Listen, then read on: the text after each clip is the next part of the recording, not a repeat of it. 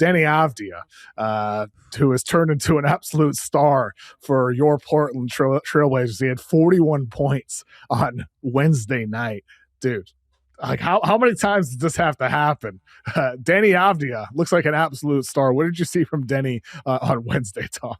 They couldn't guard him. This Houston Rockets team could not guard him. And after Tari Eason was talking to the reporters, and he's like, zebras. That's why we couldn't guard him. Ridiculous.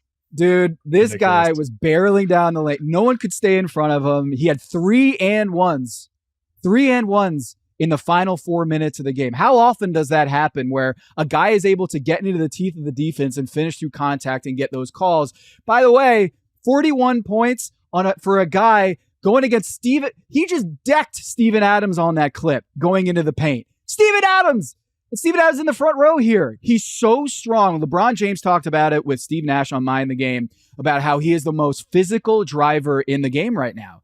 Like, he is a guy that if you get in front of him, he is going to go into you and draw contact and finish through that physicality in ways that we rarely see in the NBA. He loves the physical contact. This guy's playing huge minutes, being such a creator for them. He's top 3 in the NBA in scoring plus assist points. He's a top 3 creator in the NBA right now, Kevin. And this season we were going in on the broadcast being like, I think he can be an all-star. I think we should lead the charge and talk about his all-star candidacy. Kevin, I think we shot it too low. I think all NBA is very much in the taking right now for Deni Avdija. You talk about impact. Deni Avdija is one of 3 players who has 25, 5, and 5 for 16 times since he took over point guard duties. He's averaging 26 points, 7 rebounds, 7 assists a game. His impact on court, off court is one of the best in the NBA. And he's a guy who's a 42% shooter on catch and shoot threes. Like, he has no offensive weakness right now in his game. And he's played in every single Blazers contest of the season. And in a league that you're seeing star players miss more games than ever, I don't see how you look at Deni Avdija right now, Kevin, and say he isn't a top 15 player when you consider the level of production and the volume of production. Deni Avdija being an all-star is the floor right now. I think all NBA is the conversation we should be having. I think you're 100% right, Tom. I wish I could disagree with you there on Deni being in the all NBA conversation as of now. Like, we'll see how the season closes, but Deni was at his best to close last year as well. And he is seemingly trending up in some ways in the middle of this year as well for Portland. It's not like he's getting worse. He's getting better at this point. I think for Wizards fans, seeing Deni Avdija do this with the Blazers, this was the dream when he was drafted. This was the dream.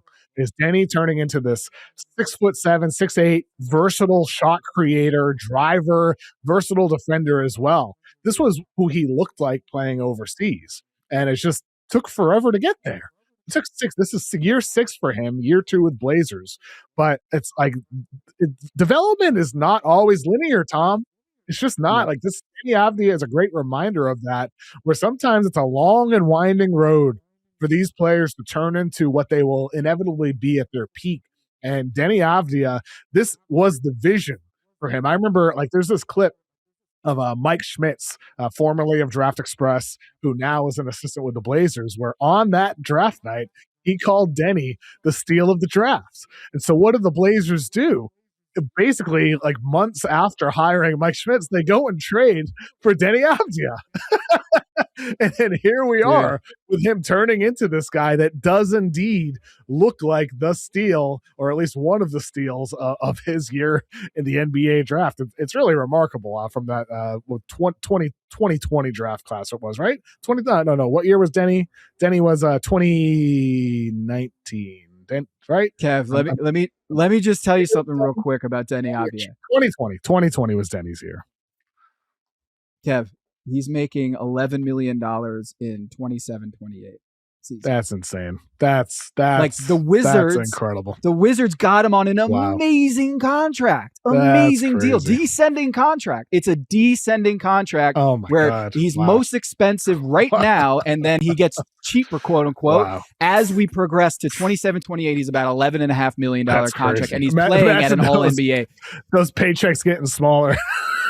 $14.4 million this year. He was $15.6 million last year. He was making more money last year. and you never, like, in post-game interviews, he's very, the gratitude. He got everyone a refrigerator for Christmas. Like everyone during the holidays were like, what are we all getting? It's a very funny thing. I don't know the backstory on it. I should probably know this, but he got everyone gifts. And after games in the locker room, they're giving him MVP chants, and he's just like expressing all this gratitude to the fans. And if I'm him, I'm like, man, I should be paid like an MVP out there. And I'm like a little, not bitter about this, but you could see some players in the NBA might be just like, man, this is great, but it feels like I'm way outperforming expectations here, and I should get paid for this. But he's not expressing any of that. He's just expressing a lot of gratitude. After these big games, he says, "I thank you to the teammates. They play so hard. I love playing for this team." He is like the poster child of what you want as a leader, saying all the right things. And like, the production is insane. He's leading the league in drive assists, kickouts. Like, it's not getting to, people say he's a free throw foul merchant. He's getting downhill and sending the ball to his teammates. More drive assists than any player in the NBA, and it's by a mile. He has over 100 drive assists this season, and no other player has more than 70. So you want to talk about a selfless guy willing to put his body on the line and kick out to shooters. And it's, look, I love Tamani Kamara. I love Caleb Love. I love Ryan Rupert, but he's kicking out to those shooters. And just imagine if it's Damian Lillard on the receiving end of those kickouts, right? He's leading the league in 3-point assists right now with a shooting core that we all know is not the best in the league. So think about when he's like, imagine if he had, Damian Lillard to kick out to on those downhill drives. Everything on this Blazers team changes, because then you can't crowd the paint on Deni Avdija drives, and you certainly can't not send bodies to him if you're got Damian Lillard or really plush shooters around him. So like, this Blazers team with Deni Avdija, the ability to put teams in a blender is so huge. And once he got that point guard duties, once Drew Holiday got hurt, everything changed. Everything, the trajectory of this team. And I think like all NBA is in play right now. We're about 40 games into the season. If he keeps this up and the way that, health around the league, it's really hard to get guys who play every single night. I think Deni has an amazing case.